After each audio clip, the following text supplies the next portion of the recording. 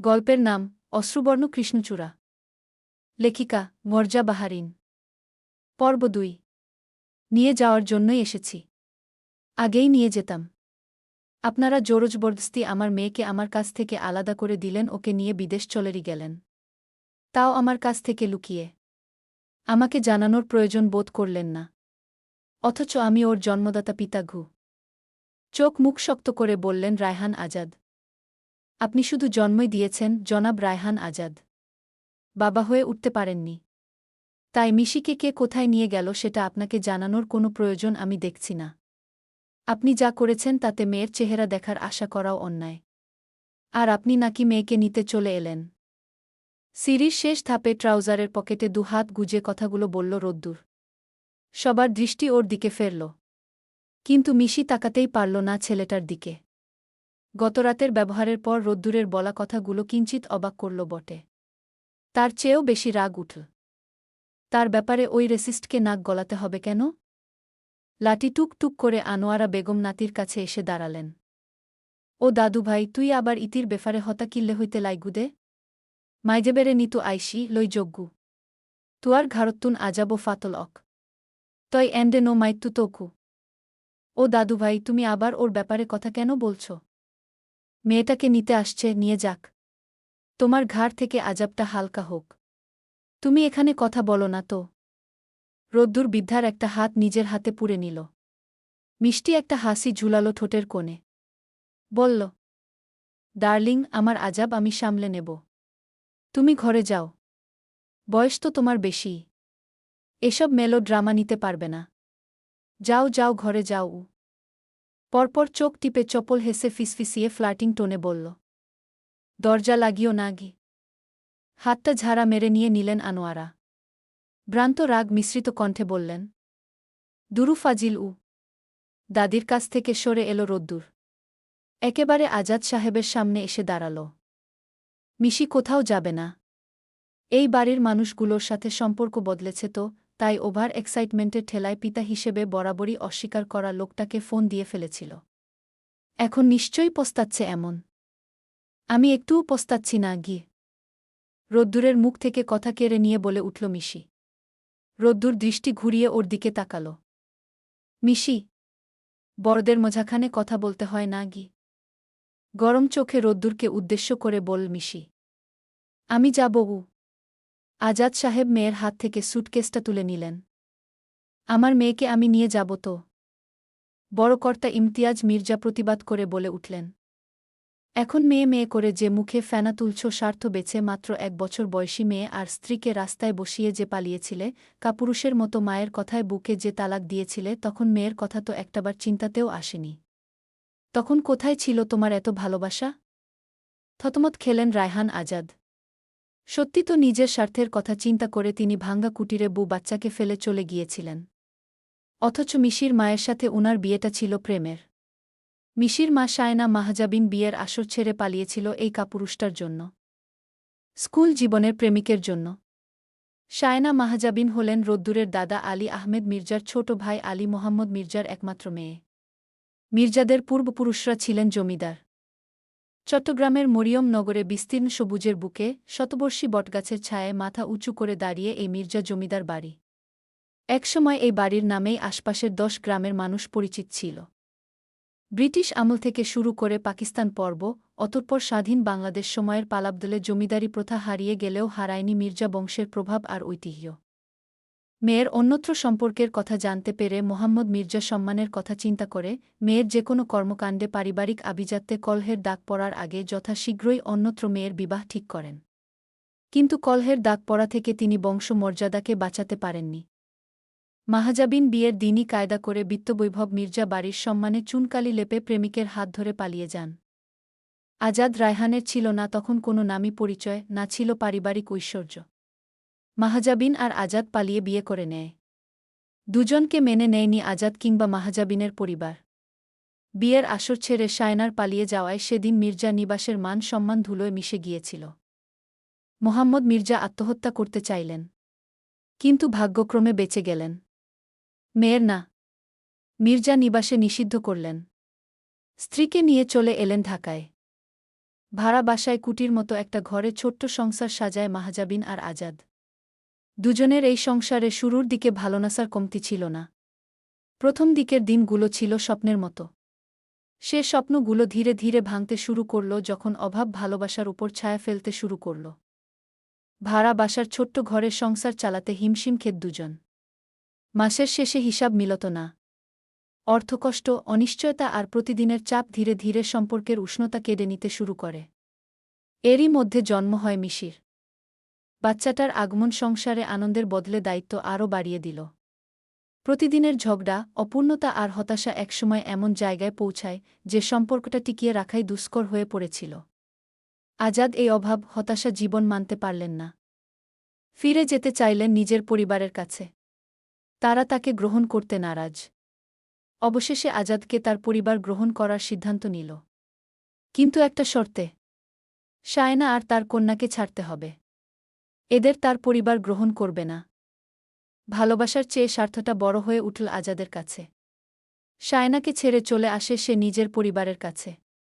বাবা মায়ের কথায় অন্যত্র বিবাহ বন্ধনে আবদ্ধ হন তিনি।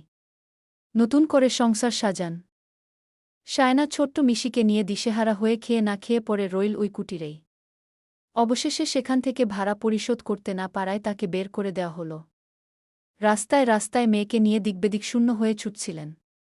এভাবে কতদিন পার হয়ে গেল। আজাদের সাথে যোগাযোগ করার চেষ্টা করেছিলে বহুত। কিন্তু সব চেষ্টা বিফলে গেল। যেই পরিবারের সম্মানে সে কলহ লাগিয়েছিল সেই পরিবারে ফিরে আসা ছাড়া আর কোনো পথ খোলা রইল না মাহজাবিনের কাছে।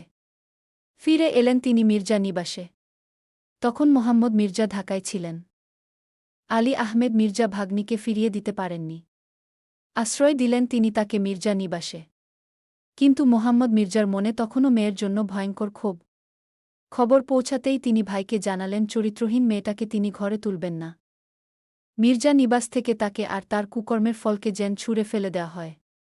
কিন্তু আলী আহমেদ মির্জা পারলেন না এতটা পাষাণ হতে। বাড়ির সম্মান রক্ষার্থে সব দিক বিবেচনা করে ইফতিয়ার মির্জার সাথে মাহজাবিনের বিয়ের সিদ্ধান্ত নেন তিনি। যদিও ইফতিয়ার মির্জারও এটা দ্বিতীয় বিয়ে ছিল। প্রথম বিয়ের কারণে অপরাধী ছিলেন তিনি বাবার কাছে। সে এক অন্য গল্প। ওই অপরাধের প্রায়শ্চিত্ত করতে বাবার ক্ষমা পাওয়ার শর্তে রাজি হলেন মাহজাবিনকে বিয়ে করতে, তার কন্যাকে গ্রহণ করতে। এই সিদ্ধান্তের আবার ঘোর বিরোধিতা করলেন আনোয়ারা মির্জা। একটা নষ্টা, দোষচরিত্র, রাস্তায় শেয়াল কুকুরের লুলুপ দৃষ্টিতে ধর্ষিত একটা মেয়েকে তিনি নিজের ছেলের সাথে বিয়ে কিছুতেই দেবেন না। এই মির্জা নিবাসে এই মেয়েকে ঠাঁই দেবেন না। কিন্তু স্বামীর সিদ্ধান্তের বিরোধিতা করেও বিয়েটা ঠেকাতে পারলেন না তিনি। সেই থেকে মিশি আর মাহজাবিন ছিল উনার চোখের বিষ। মা মেয়েকে একটুও সহ্য হতো না উনার। শায়নার ওপর শুরু হলো তার পাশবিক নির্যাতন। মানসিক, শারীরিকভাবে হেনস্থা করতে থাকেন তিনি মাহজাবিনকে। একসময় মানসিক শারীরিক নির্যাতনের শিকার হয়ে দুরারোগ্যে আক্রান্ত হয়ে পৃথিবীর মায়া ত্যাগ করলেন মাহজাবিন। তখন মিশির বয়স ৮। মিশির পরবর্তী জীবনের জার্নিটা শুরুর দিকে কমপ্লিকেটেড ছিল। কিন্তু ৮ বছর বয়স থেকে ১৫ বছর বয়সের এই জার্নিটাই সবচেয়ে সুন্দর ছিল। এই জার্নিতে আদ্রিয়ান নামের এক যুবক তার পাশে ছিল। তার সাথে ছিল। তার খুশির প্রত্যেকটা কারণ ছিল এই যুবক। পরিস্থিতি কোনো দিকে মোড় নিচ্ছে ভালোই বুঝতে পারছেন রায়হান আজাদ। অতীতের বিভীষিকাময় মুহূর্তগুলো স্মরণ করিয়ে দিলে মিশি নিজের সিদ্ধান্ত বদলাবে নিশ্চিত আজাদ সাহেব। তিনি দ্রুত মেয়ের বাম হাতের কবজিটা চেপে তাকে নিয়ে হাঁটতে শুরু করলেন। আমি আমার মেয়েকে নিয়েই যাব। কে কিভাবে আটকায় আমিও দেখতে চাই। এক কদম আগাতেই টান অনুভব করলেন পেছন থেকে। মিশির অন্য হাতটা চেপে ধরেছে রোদ্দুর। ছেলের চোখে মুখের এতক্ষণের চপলতা উধাও হয়ে গেছে। চাহনি এখন তার নিটল। রোদ্দুর মিশির হাত চেপে ধরেই বলল, আমি আমার বউকে কোথাও যেতে দিচ্ছি না শ্বশুর আব্বা। বিয়ে করা বউ আমার তার শ্বশুর বাড়িতেই থাকবে। স্বার্থ বেছে স্ত্রী সন্তানকে মাঝ নদীতে ভাসিয়ে দেওয়ার মতো কাপুরুষ আমি নয় গি। রোদ্দুরের শেষের কথাটা শেষ হতেই আজাদ সাহেবের হাতটা আলগা হয়ে গেল। ছেড়ে দিলেন তিনি মেয়ের হাত। একই সাথে বিস্ময় খেলে গেল তার চোখে মুখে। কি বলল এই ছেলে? মিশিকে বউ বলল কেন? মিশির বিয়ে দিয়ে দিয়েছে এরা এই ছেলের সাথে, তাকে না জানিয়ে? রোদ্দুর মিশিকে নিজের দিকে টেনে নিল। মিশি নিজেও অবাক দৃষ্টিতে তাকিয়ে আছে রোদ্দুরের পানে। গতকাল মধ্যরাতেও যে ছেলে তাকে কালিন্দি বলে অপমান করছিল, মিশির সাথে বিয়ের হওয়ায় আকাশসম আফসোস নিয়ে দুঃখ প্রকাশ করছিল, সেই ছেলে ঘরবর্তী মানুষের সামনে তাকে বু বলছে। অবিশ্বাস্য! কি বললে তুমি? বিস্মিত কণ্ঠ আজাদ সাহেবের। বয়রানা কি? শুনতে পাননি?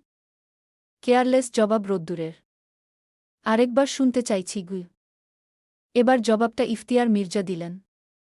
মিশি মির্জা বাড়ির বউ, একই সাথে মির্জা নিবাসের মেয়ে, এই বাড়ির বধূ ও সন্তান। এই দুই পরিচয়ে সে এই বাড়িতে থাকবে। আর মিশি তোমাকে কখনো বাবা বলেও মানেনি। মিশির কাস্টাডি সম্পূর্ণ আমার। তাই আমার মেয়েকে নিয়ে জোরজবরদস্তি করলে তোমার এগেইনস্টে আইনগত পদক্ষেপ নিতে দুবারও ভাবব না আমি। আজাদ সাহেবের বুকের ভেতরটা ধুরুধুরু করছে। অসহায় নয়নে তিনি চাইলেন মেয়ের পানে। মিশি, মানিস না আমায় বাবা হিসেবে? দৃষ্টি ফিরিয়ে নিল মিশি। এটা সত্য যে আমি মানি না আপনাকে বাবা হিসেবে। কিন্তু এও সত্যি আমি হেল্পলেস। এই বাড়িতে আমি থাকতে চাই না। তাই আপনাকে ফোন করা ছাড়া আর কোনো উপায় ছিল না। নিরুপায় হয়ে আমি আপনাকে ডেকেছি। তাই ইমোশনাল হবেন না। বরং কাজের কাজটা করুন। আমায় নিয়ে যান এখান থেকে গু। ইফতিয়ার মির্জা মিশির দুবাহুতে হাত রাখলেন। মেয়েকে তার দিকে ফেরালেন। আমাকে ছেড়ে চলে যাবে তুমি? মিশির অক্ষিকোটর অশ্রুতে ভরে উঠল। ঠোঁট কাঁপছে লাগাতার। নিঃশ্বাস হয়েছে ভারী।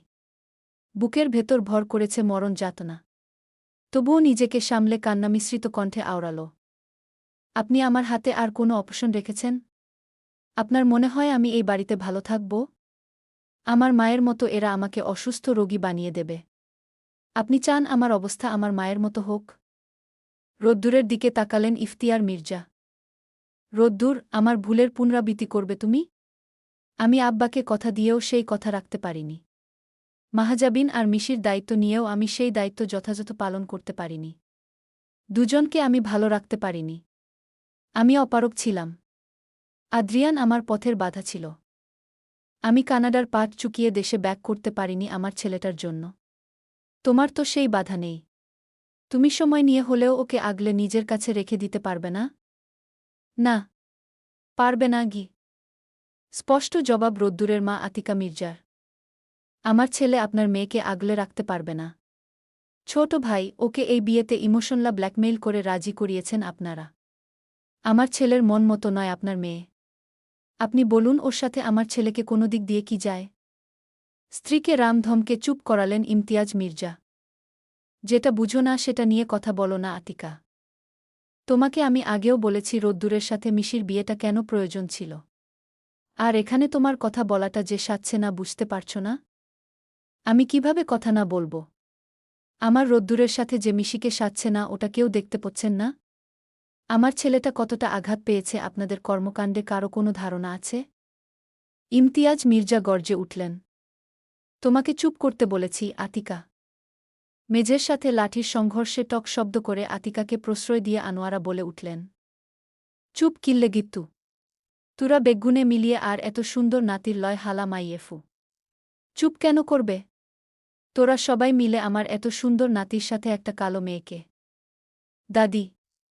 গলার স্বর উঁচিয়ে আনোয়ারাকে থামিয়ে দিল রোদ্দুর। ইফতিয়ার মির্জা এখনও রোদ্দুরের উত্তরের অপেক্ষায় তার দিকে তাকিয়ে আছেন। রোদ্দুর উনার দিকে একবার তাকাল। বাইরের মানুষের সামনে এই প্রসঙ্গে কথা বলতে চাইছি না, ছোট বাবাগু। আমার মেয়ের গায়ের রঙে তোমার কোনো আপত্তি? রোদ্দুরের কথাটাকে একেবারে পাত্তা না দিয়ে প্রশ্নটা করলেন ইফতিয়ার মির্জা। কিন্তু তিদ্দুরের উত্তর তো মিশির জানা, তাই সে বলে উঠল। ঘোর আপত্তিখু। রোদ্দুর রক্তিম চোখে ওর দিকে তাকাল। মিশি ধমল না একটু। রোদ্দুরের চোখে চোখ রেখেই বলল। তোমার সাদা চামড়ার ভাতিজার সাথে আমাকে একটুও মানায়। আমার কালো রং তার অহংকারে চুর ধরিয়েছে। আমার কুৎসিত আদল তার ইগোতে সপাটে চির বসিয়েছে। আমাকে বউ বলে পরিচয় করিয়ে দিলে বন্ধুম হলে তার লেজ কাটা যাবে গু। এমনটাই ভালো তুমি মিশিকে নিয়ে? ইফতিয়ার মির্জা যেন রোদ্দুরের মুখ থেকেই এসব শুনতে চাইছেন। রোদ্দুর সময় নিল উত্তর করতে। হ্যাঁ, আমি এমনটাই মনে করি গি। তাচ্ছিল্য হাসল মিশি।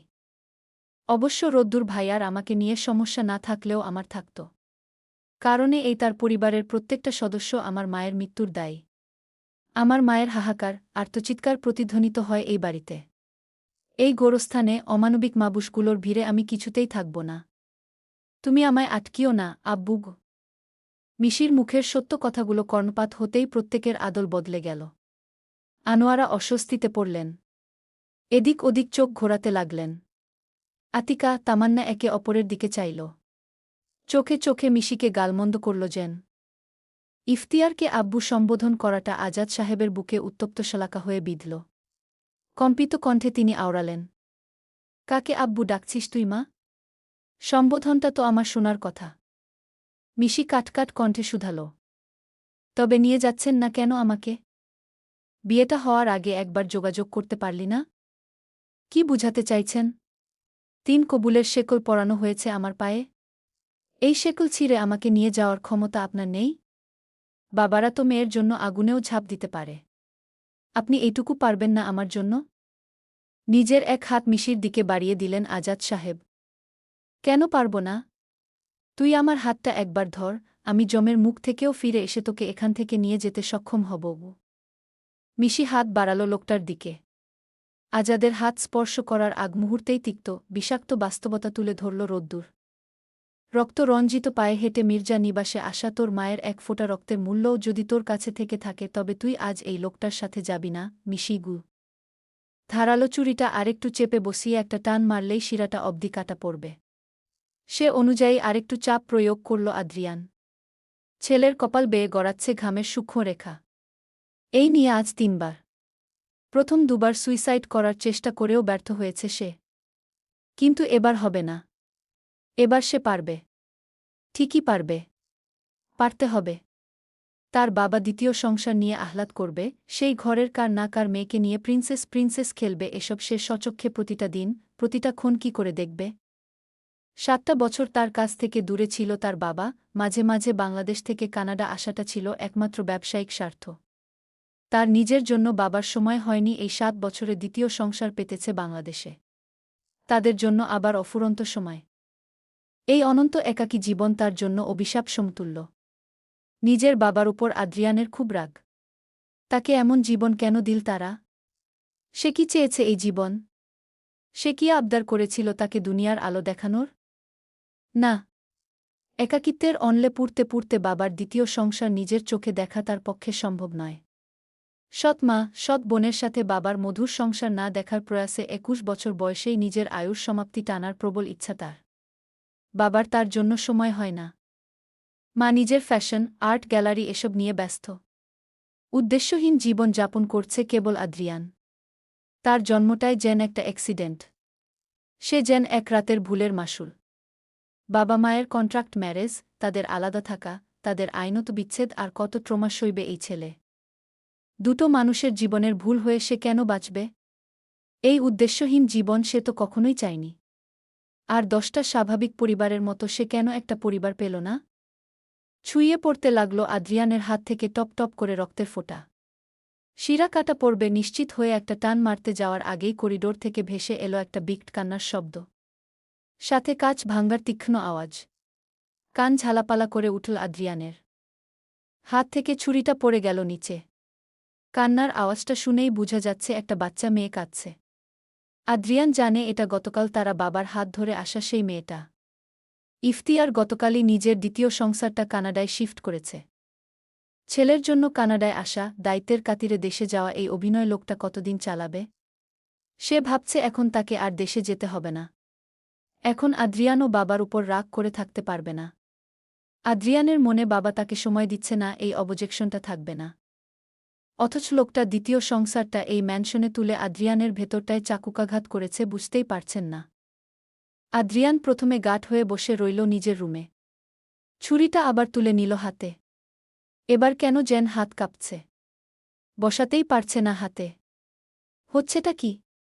একটু আগে তো এমন হয়নি। তখন তো শুধু বাবার উপর ক্ষোভের ভারটায় তার ভেতরটা ভারী করে তুলেছিল। মৃত্যুকে কতটাই মা আপন মনে হয়েছিল। হুট করে পর হয়ে গেল কেন? এখন ছুরি বসাতে এত ডিস্ট্রাক্ট হচ্ছে কেন সে? বাইরে ওই মেয়েটার কান্নার আওয়াজটা প্যারা দিচ্ছে খুব। চিকন ধারায় লাল রঙের রঞ্জিত ছুরিটা ছুঁড়ে ফেলে সে বাইরে বেরিয়ে এল। তার রুমের বাইরেই তার বাবার দ্বিতীয় স্ত্রীর কন্যা সন্তানটা আকাশ পাতাল এক করে কাঁদছে। রাগে ক্ষোভে রক্তিম বর্ণ ধারণ করেছে আদ্রিয়ানের মুখশ্রী। Stop crying! চিৎকার করে বলল আদ্রিয়ান। মেয়েটা নতজানু হয়ে বসেছিল। হাঁটু ছিঁড়ে রক্ত পড়ছে। পাশে একটা কাচের শোপিস চূর্ণবিচূর্ণ হয়ে পড়ে আছে। আদ্রিয়ানের চিৎকারে ভয় পেয়ে কান্না বন্ধ হয়ে গেল মিশির। মাথা তুলে সামনের রাগে রণমূর্তি হয়ে দাঁড়িয়ে থাকা ছেলেটার দিকে তাকাল। আদ্রিয়ানের চোখের রক্তিম কোণটা স্বাভাবিক হতে শুরু করল ওই ছোট্ট মায়াবী ডাগর চাহনিতে দৃষ্টি মেলাতেই। বাঙালি বাচ্চা সে আগে কখনো দেখেনি। মিশিকেই প্রথম দেখছে। বাচ্চা মেয়েটার নাকের ডগা লাল হয়ে আছে। তার রাম ধমকে মেয়েটা কান্না চুপ হয়ে গেছে। কিন্তু অসম্ভব ফুপাচ্ছে। কিন্তু যেই না দেখল আদ্রিয়ানের চাহনি নরম হতে শুরু করেছে অমনি আবার চিৎকার করে কাঁদতে লাগল। অবশ্য হাঁটুতে চোট পেয়েছে, ওটার যন্ত্রণাও এই ছোট বয়সের জন্য অনেক বেশি। আবারও বাচ্চা কণ্ঠের চিকন কান্নার ধ্বনিতে কানে পেইন হতে শুরু করল আদ্রিয়ানের। কান চেপে ধরলে সে। আবারও ধমকে উঠল। Stop crying you little troublemaker! কান্না বন্ধ করো। আমার ড্যাডকে আমার কাছ থেকে কেড়ে নিয়ে তোমার স্বস্তি মেলেনি। আর কি চাও? আদ্রিয়ানের কথাগুলো ছোট্ট মিশি বুঝতে পারেনি। পায়ের ব্যথায় এমনি ওর অবস্থা খারাপ। তাছাড়া ওর ছোট্ট মস্তিষ্ক এসব কেড়ে নেওয়া, ছিনিয়ে নেওয়ার জটিল অঙ্ক বুঝে নাকি। মিশি হাঁটুর চোটটার উপর আঙ্গুল তাক করে আদ্রিয়ানকে দেখল। কাঁদতে কাঁদতে আওড়াল। ব্যথা করছে গি? আদ্রিয়ানের অভিব্যক্তির বিশেষ কোনো পরিবর্তন হল না। সে কেয়ারলেস কণ্ঠে বলল, আমি কি করব? ফু দিয়ে দাও উ। বিরক্ত হল আদ্রিয়ান। তার বুকে কাটা হয়ে বিঁধে থাকা যন্ত্রণাটা বলছে তার গায়ের ক্ষতে শীতলতা দিতে। এদিকে কাটাটায় তার ভেতরটা ক্ষতবিক্ষত করছে। আমি কেন দেব? এবারও ভাবলেশহীন উত্তর আদ্রিয়ানের। ছোট্ট মিশির কান্নার জোর বাড়ল। কান্না মিশ্রিত কণ্ঠে শুধাল, আমার কান্না আসছে। আমি দিতে পারছি না। তুমি দাও উ। তোমার মমকে ডাকোগ। মায়ের প্রসঙ্গ উঠতে মিশিটার যেন শ্বাসকষ্ট শুরু হল। বাচ্চাটার ভারী শ্বাস উঠছে আর পড়ছে। কাঁদতে কাঁদতে অবস্থা এখন বেহাল। ইয়া আল্লাহ! কান্না থামাও। আমার সমস্যা হচ্ছে। কানে পেইন হচ্ছে গি। মিশির কান্না কমল না। বেশ কিছুক্ষণ ধরে কাঁদতে কাঁদতে গলা ধরে এসেছে মেয়ের। সে অস্ফুটে আওড়াল, আম্মু! যাও তোমার আম্মুর কাছে গি। নেই গু। কি নেই? আম্মু নেই গু। কি নিদারুণ অসহায় শুনাল মিশির কণ্ঠস্বর। আদ্রিয়ানের কপালে হালকা ভাঁজ পড়ল। কালই না ইফতিয়ার মির্জা নিজের দ্বিতীয় স্ত্রী আর তার মেয়েকে নিয়ে এলেন। তবে এই মেয়ে তার আম্মু নেই কেন বলছে? আর ইনোমেড ড্যাড শুধু তোমাকে নিয়ে এসেছে? তোমার আম্মুকে নিয়ে আসেনি? তুমি তোমার আম্মুকে ছাড়া থাকতে পারবে? এখানে তোমার দেখাশোনা কে করবে? মিশির মুখ থেকে এবার কোনো শব্দ বের হল না, তবে চোখ মুখে রাজ্যের দুঃখ। আদ্রিয়ানের মায়া হল এবার। সে হাঁটু ভাঁজ করে বসল মেয়েটার সামনে। ট্রাউজারের পকেট থেকে রুমাল বের করে মিশির পায়ের ছোপ ছোপ রক্তগুলো মুছতে শুরু করল। নিজের কাজ করতে করতে মিশির মায়াবী, অসহায়, দুঃখ ভারাক্রান্ত আদলে দৃষ্টি রাখল। কণ্ঠ কাঁধে নামিয়ে জিজ্ঞেস করল, তোমার আম্মু এলো না কেন বললে না তো? মিশি নাক টানল। কান্নাটা একটু কমেছে এবার। ফুপিয়ে ফুপিয়ে বলল, আম্মু তো আসতে পারবে না গি। কপালে ভাঁজ পড়ল আদ্রিয়ানের। সে জানতে চাইল, কেন? দাদি বলেনছে আম্মু জাহান্নামে গেছে, ওখান থেকে কেউ আসতে পারে না। আমিও নাকি ওখানেই যাব গু। চরম অবাক হল আদ্রিয়ান। দাদি বলতে কি তার বাবার সেই আম্মাকেই বুঝাল মিশি? সে যেই হোক, একটা বাচ্চা মেয়েকে এমন কথা কেউ কি করে বলতে পারে? আদ্রিয়ান বুঝল মিশির মা বোধহয় মারা গেছে। এসব কখন হল? কি করে হল? কিছুই জানে না আদ্রিয়ান। বাবার দ্বিতীয় সংসারের ব্যাপারে তেমন কিছুই জানে না সে। বাংলাদেশে কি হচ্ছে না হচ্ছে সেই ব্যাপারেও অজ্ঞাত সে। জানার আগ্রহ দেখায়নি কোনোদিন। নিশ্চিত হতে আদ্রিয়ান ফের প্রশ্ন করল, তোমার আম্মু আকাশের স্টার হয়ে গেছেন? আব্বু বলেছে রবের কাছে ফিরে গেছে। ওখান থেকে আর আসতে পারবে না গি। আবারও কেঁদে উঠল মেয়ে। আম্মু আমাকে ছেড়ে চলে গেছে গু। আয়নার সামনে দাঁড়িয়ে মিশির সাথে প্রথম সাক্ষাতের ক্ষণকালটা স্মরণ করছিল আদ্রিয়ান। ছেলে এখন বেরোবে। ভ্যানকুভার শহরের কিংস কলেজের প্রফেসর সে। রেডি সেডি হয়ে গেছে। গায়ে পারফিউম স্প্রে করছে এখন। অবশ্য আরও ২০ মিনিট আগে সে পারফিউমটা হাতে নিয়েছে। কিন্তু ওটা হাতে নিতেই মিশির ভাবনারা গ্রাস করল তার আশপাশ। মিশি যাওয়ার আগে আদ্রিয়ান ওকে শপিং এ নিয়ে গিয়েছিল। সেখানে মিশি নিজে পছন্দ করে আদ্রিয়ানকে পারফিউমটা নিতে বলেছিল। ওই দিন পারফিউমটার গন্ধ শুকেই নাকি মেয়ের মনে হয়েছিল ওটা আদ্রিয়ানের পার্সোনালিটির সাথে বেশ মানাবে। মস্তিষ্কের কথা অবহেলা করা যায়, হৃদয়ের ইচ্ছার অবাধ্য হওয়া খুবই কঠিন। আর আদ্রিয়ানের পুরো হৃদয় তো মিশি। মিশির চয়েসকে সে কি করে ফিরিয়ে দিতে পারে? শেষ একবার নিজের প্রতিচ্ছবির দিকে তাকিয়ে আদ্রিয়ান আওড়ল। আমি তো তোকে ছেড়ে যাইনি হার্ট। তুই আমাকে ছেড়ে গেছিস। এবং আমাকে স্মরণও করছিস না। থাকছিস কিভাবে তুই আদ্রিয়ান বিনা? আমার কথা সত্যি মনে পড়ছে না তোর মিশি? ক্ষণকালের নীরবতা। আদ্রিয়ান নিজের হালকা ব্রাউন চুলগুল বাম হাত দিয়ে পেছনে ঠেলে দিল। আয়নার নিজের নীল সমুদ্রের ন্যায় দৃষ্টিতে দৃষ্টি মেলাল। কণ্ঠ হল আরেকটু অসহায়। আমাকে বাঁচতে শিখিয়ে দিলি। বাঁচার কারণটাও তুই হয়ে উঠলি। এখন নিজেই দূরে সরে আছিস। নট ফেয়ার উ। বাড়িয়ে দেওয়া হাতটা ওখানেই থেমে গেল মিশির। কি মনে করিয়ে দিল এই ছেলেটা তাকে? কেন দিল? কেনই বা চাইছে সে মিশি এই বাড়ি থেকে না যাক? এখন মিশির যে মায়ের অসহায় মুখটা খুব করে মনে পড়ছে। মনে হচ্ছে সে হাত বাড়ালেই মায়ের সেই প্রতি ফোঁটা রক্তের উপর পাড়া দেওয়ার মতো বিকৃত কাজ করা হবে। মিশি তার মাকে ভীষণ ভালোবাসে। আজ এই লোকটার সাথে গেলে তার মা কি খুব কষ্ট পাবে? মিশি, থেমে গেলি কেন? আয় আমার সাথে গু, বলল রায়হান আজাদ। ছলছল নয়নে মিশি উনার দিকে তাকাল। বাড়িয়ে দেওয়া হাতটা নামিয়ে নিল। রায়হান আজাদ পুনরায় বললেন, এরা তোকে ইমোশনাল ব্ল্যাকমেইল করছে মিশি। তোকে ভেতর থেকে দুর্বল করে দিচ্ছে। আমি তোর বাবা মিশি। আমার সাথে যাওয়াতে, ঘরের মেয়ের ঘরে ফিরে আসাতে মাহাজাবিন একটুও রাগ করবে না। বিশ্বাস কর আমায় উ। শ্যামাঙ্গিনীর অশ্রুভেজা চোখ দুটো দয়া সৃষ্টি করতে পারল না কারো মনে। রোদ্দুর ছেলেটা তো একটু বেশিই কঠোর। সে আবারও বাস্তবতা তুলে ধরল মিশির সামনে।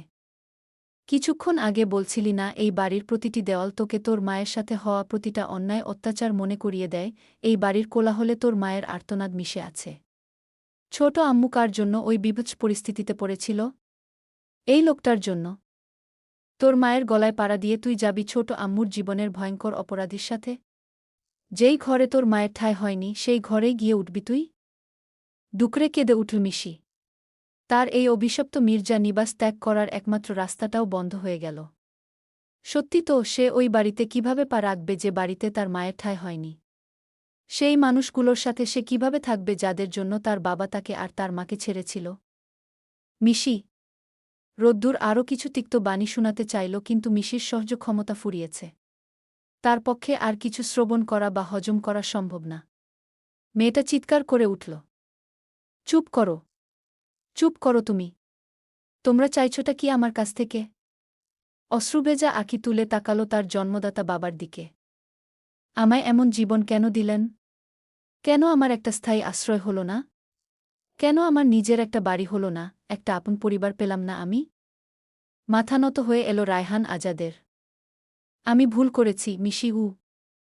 ভুল? আপনি জলজ্যান্ত একটা মানুষকে মৃত্যুর দিকে ঠেলে দিয়েছেন। আমার ভবিষ্যৎ অনিশ্চিত করেছেন। অপরাধ করেছেন আপনি কি? মেয়ের দুহাত জোর করে হাঁটু ভেঙে বসে পড়লেন আজাদ সাহেব। ভদ্রলোকের ঠোঁট কাঁপছে অবিরত। মেয়ের চোখে চোখ রাখার সাহসটুকু পাচ্ছেন না। দৃষ্টি নত রেখেই শুধালেন, আমায় ক্ষমা কর মিশি। একটা সুযোগ দে আমায়। আমি তো তোর বাবা। তোকে তোর পরিবার ফিরিয়ে দেওয়ার ক্ষমতা আমার আছে। আমার উপর আস্থা রেখে একটাবার চল আমার সাথে গু। চোখে মুখে তাচ্ছিল্য ফুটে উঠল মিশির।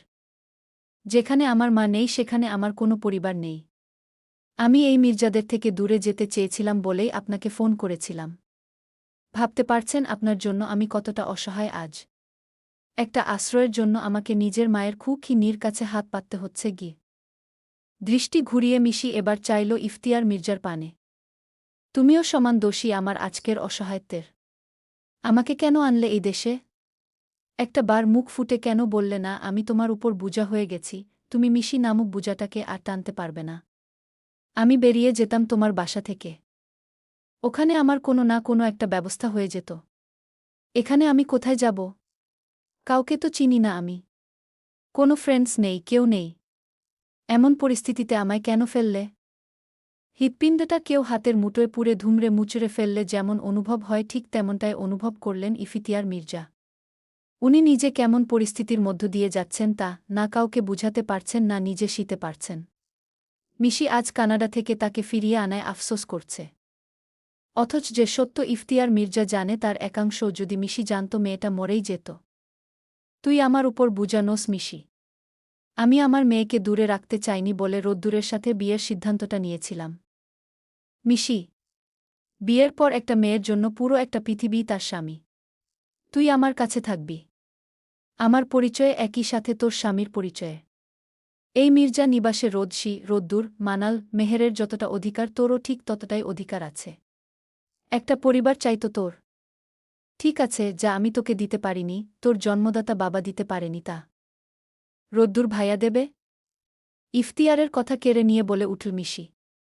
যে ছেলে আমায় সহ্যই করতে পারে না, যার আমার গায়ের রং নিয়ে দারুণ আপত্তি, সে দেবে আমায় একটা পরিবার? মিশির প্রশ্নের সহজ সরল উত্তর ইফতিয়ারের কাছে নেই। তার নীরবতার সুযোগ নিল আজাদ। পাশাপাশি রোদ্দুর যে তার মেয়ের প্রতি কতটা বেপরোয়া তা এতক্ষণে উনার জানা হয়ে গেছে। মিশিকে বেঁধে রাখতেই যে এই বিয়ে তাও বুঝা হয়ে গেছে উনার। তিনি বললেন, তোর ভেতরের তৃষ্ণাটাকে কেউ মেটাতে পারবে না মিশি। এই বাড়ির সদস্যগুলোকে এতগুলো বছর ধরে দেখছিস, চিনছিস, তাও বুঝতে পারছিস না? এরা তোকে শান্তিতে বাঁচতে দেবে না। মা, আমার কাছে ফিরে আয়। তোর শরীরে আমার রক্ত বইছে মিশি। এই রক্তের টান আমাকে তোদের ছেড়ে যাওয়ার অপরাধবোধে তিলে তিলে আঘাত করেছে এতগুলো বছর ধরে।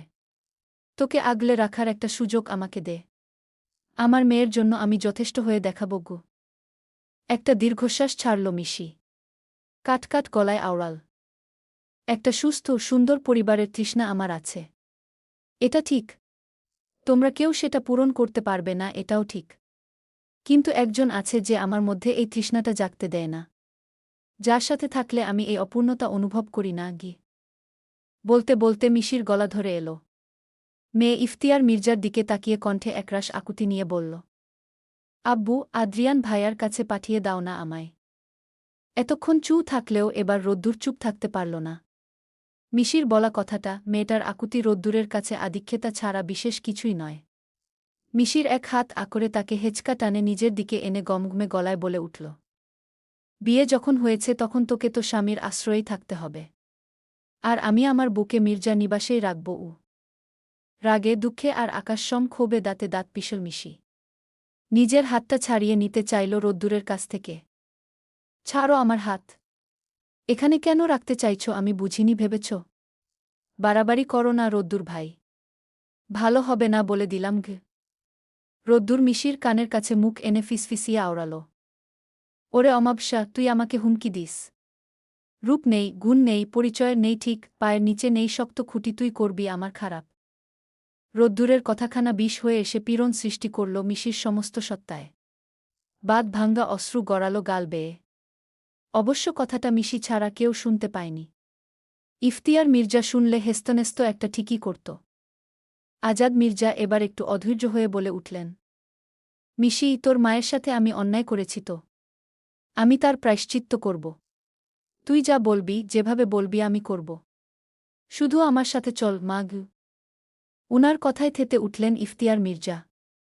থামো তুমি। অনেক বাবা সাজার নাটক করেছ। একটা 1 বছরের শিশুর প্রতি যে বাবার মায়া জাগল না, শেয়াল কুকুরের মুখে নিজের সন্তানকে ফেলে চলে গিয়েছিল যে বাব, তা মুখে এসব আবেগী কথাবার্তা মানায় না গিয়ে। এগিয়ে বাহু চেপে ধরলেন আজাদের। তাকে সদর দরজার দিকে টেনে নিয়ে যেতে যেতে বললেন, বের হও এখান থেকে। বের হও। মিশি কোথাও যাবে না গি। মিশি তখনও রোদ্দুরের হাতের বাঁধনে আবদ্ধ। মেয়েটা সামনে অমানিসা দেখছে। এদের সাথে থাকলে অমানিসার অতল গহব্বরে হারিয়ে যাবে। মিশি ডুকরে কেঁদে উঠল।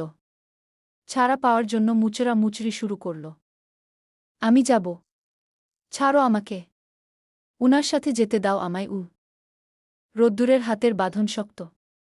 পঞ্চৎশীর এই বাঁধন খোলার সাধ্যি নেই। রোদ্দুরের চোয়াল শক্ত করে বলল, এই তোর ছোট মায়ের প্রতি ভালোবাসা। চিখ বাপ মেয়ে দুটোই স্বার্থপর গু। সমানে থেতে উঠল মিশিও। চুপ! তুমি একটা কথাও বলবে না? আমার আর আমার মায়ের সম্পর্ক নিয়ে কথা বলার তুমি কে? তোর বর মানো এই বিয়ে? রোদ্দুর এই প্রশ্নের উত্তর করল না। ওদিকে ইফতিয়ারের সাথে সঙ্গ দিয়েছে ইখতিয়ার মির্জাও। দু ভাই তাকে টানতে টানতে নিয়ে যাচ্ছে সদর দরজার দিকে। পেছন থেকে মিশি চিৎকার করছে, আপনি আমায় না নিয়ে চলে যাচ্ছেন কেন? আব্বু, উনাকে বের করো না। আমাকে এখান থেকে যেতে দাও। এত পাষাণ হইও না। থামো তোমরা গু। মেয়ের হাহাকারে নিজের শরীরের সমস্ত শক্তি দিয়ে দুই মির্জাকর্তার হাত থেকে নিজেকে ছাড়িয়ে মেয়ের কাছে আসতে চাইলেন রায়হান আজাদ। তোমরা এটা একদম ঠিক করছো না। আমার মেয়েকে আমার কাছে দিয়ে দাও বলছি। ছাড়ো আমায়। ওদিক থেকে মিশির ভাঙ্গা অসহায় কণ্ঠস্বর ভেসে এল, ছাড়ো আমাকে। আমি যাব উনার সাথে গু। রোদ্দুর ওকে আরেকটু চেপে ধরল। তুই কোথাও যাবি না ঘি। সদর দরজা পেরিয়ে গেছে দুই মির্জা সদস্য আজাদকে নিয়ে। এদিকে রোদ্দুরের সাথে ধস্তাধস্তির জোর ফুরিয়েছে মিশির। মেয়েটা হাঁটু ভেঙ্গে মেঝেতে কষে পড়ছে। তার জোর ফুরিয়েছে দেখে রোদ্দুর ছেড়ে দিল ওকে। মিশি মেঝেতে বসে ছোট বাচ্চার মতো কাঁদছে।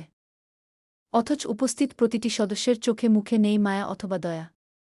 আছে এক রাশ বিরক্তি, রাগ আর বাকিটা ক্ষোভ। মিশি হাউমাউ করে কাঁদছে। তোমরা এত খারাপ কেন? আমি তোমাদের কি ক্ষতি করেছি? আমায় কেন যেতে দিলে না? আতিকা মির্জা এগিয়ে এলেন মিশির পাশে। সহানুভূতি দেখাতে নয় মোটেও। তিনি কণ্ঠে একরাশ বিষ উগলে দিয়ে বললেন, কারণ তোকে যেতে দিলে তোর জন্য মির্জাদের সহায় সম্পত্তিতে ভাগ পড়ত। ছলছল নয়নে মিশি চাইল আতিকার পানে। অস্ফুটে আওড়াল, মানেটা তোর না বুঝলেও চলবে। এইটুকুনি একটা মেয়ে হাড় মাস জ্বালিয়ে খেল। মায়ের সাথে তুইও মরতে পারলি না। মায়ের কথায় ধমকে উঠল রোদ্দুর। আম্মু! কি হয়েছে? চিৎকার করছিস কেন? বুঝে শুনে কথা বলো। অবুঝের মতো কি বলেছি আমি? গল্প কেমন লাগলো অবশ্যই বলে যাবেন।